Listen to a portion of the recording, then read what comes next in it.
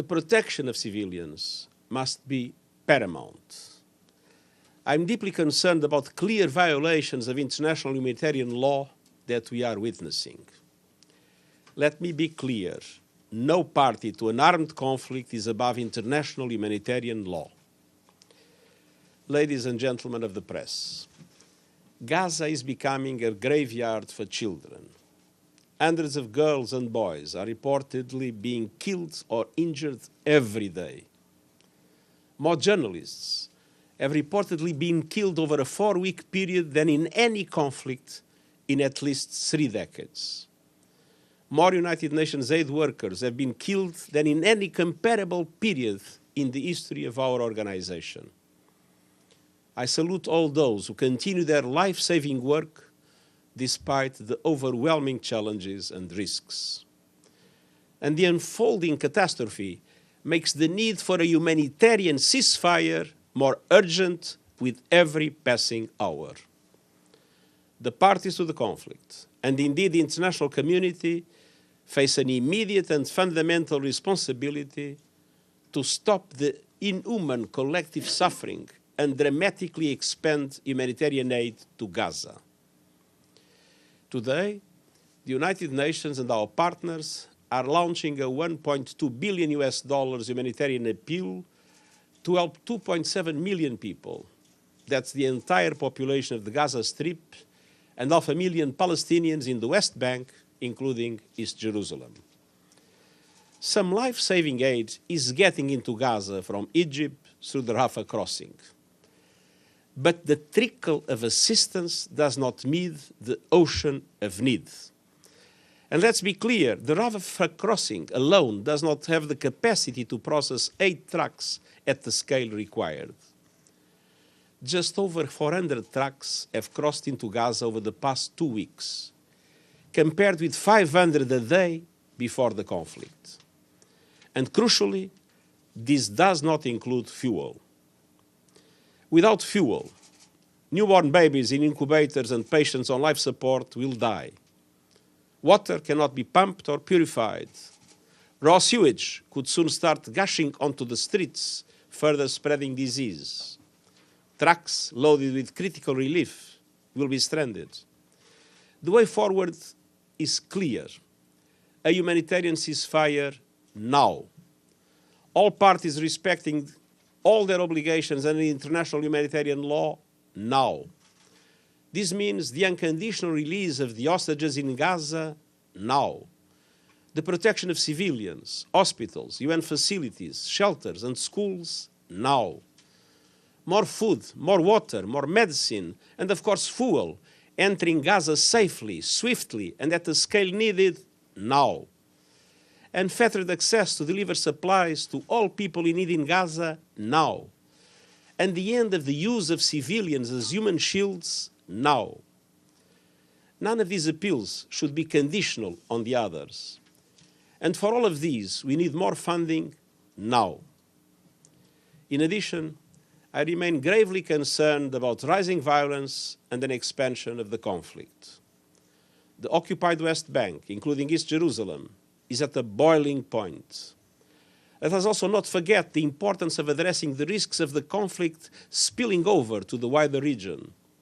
We are already witnessing a spiral of escalation from Lebanon and Syria to Iraq and Yemen. That escalation must stop. Cool heads and diplomatic efforts must prevail. Hateful rhetoric and provocative actions must cease. I am deeply troubled by the rise in anti-Semitism and anti-Muslim bigotry. Jewish and Muslim communities in many parts of the world are on high alert, fearing for their personal safety and security. Emotions are at a fever pitch. Tensions are running high, and the images of suffering are heartbreaking and soul-crushing. But we must find a way to hold on to our common humanity. I think of civilians in Gaza, the vast majority women and children, terrified by the relentless bombardment. I joined the UN family in mourning 89 of our UNRWA colleagues who have been killed in Gaza. many of them together with members of their family. They include teachers, school principals, doctors, engineers, guards, support staff, and a young woman named Mai. Mai did not let her muscular dystrophy or her wheelchair confine her dreams.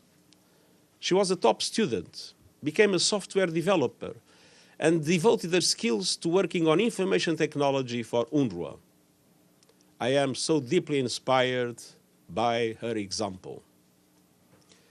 And I think of all those tortured and killed in Israel nearly 1 month ago, and the hostages abducted from their homes, their families, their friends, while simply living their lives.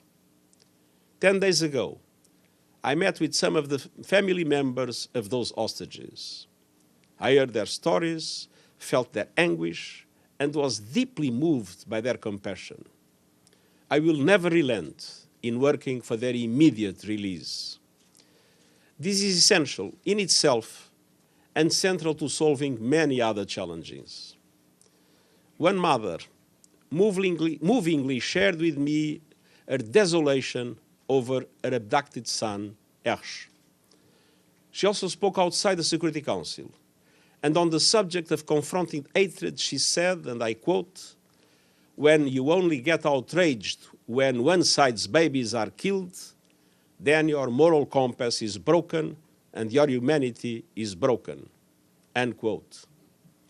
Even in her utter despair, she stood before the world and reminded us, and I quote, "In a competition of pain, there is never a winner," end quote. We must act now to find a way out of this brutal, awful, agonizing dead end of destruction, to help end the pain and suffering, to help heal the broken, and to help pave the way to peace, to a two-state solution with Israelis and Palestinians living in peace and security. Thank you. Thank you very much, sir. Thank you. We need a second border crossing, Secretary General, for aid to get in.